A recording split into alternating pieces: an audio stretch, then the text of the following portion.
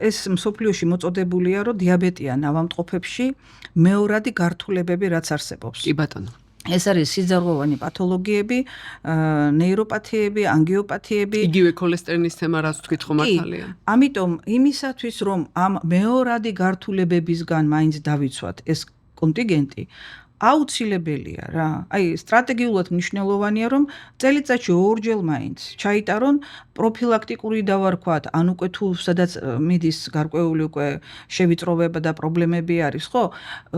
ეს კურსი. აი, ეხლა ვიცი ენდოკრინოლოგები გამიბრაზდებიან, მაგრამ რადგან ამ თემაზე გადახვედი, ერთ რამეს განმარტავ. საქმე იმაშია, რომ სისდარღვების ცვლილება ხდება არაერთ ლოკაციაზე, არამედ სისტემურად. აი, დიაბეტის შემთხვევაში რო იტყვიან ხოლმე ნეფროპატია, დაუშვათ ის თვალის პრობლემები, რეტინოპათია. იმიტომ წამოვიდა, რომ ყველგან კვების ტროფიკის მომენტია მოშლილი. რა თქმა უნდა. და მთავარი თვისება ამ შემთხვევაში, აი ამ კერძო შემთხვევაში, ოზონს რა აქვს იცი?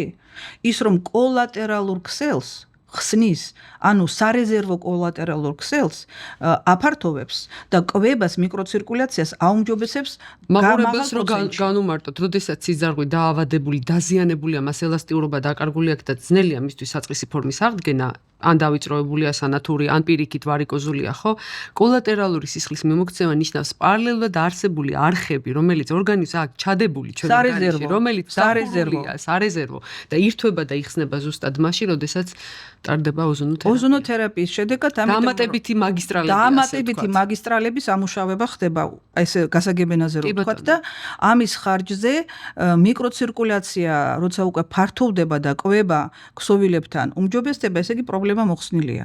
ეს არის მთავარი, ანუ ეს მე რამდენი თვისებაა ლიზიკო უკვე? ეს უკვე გადავედით ჩვენ მეოთხე თუ მეხუთე თვისებაა, ხო?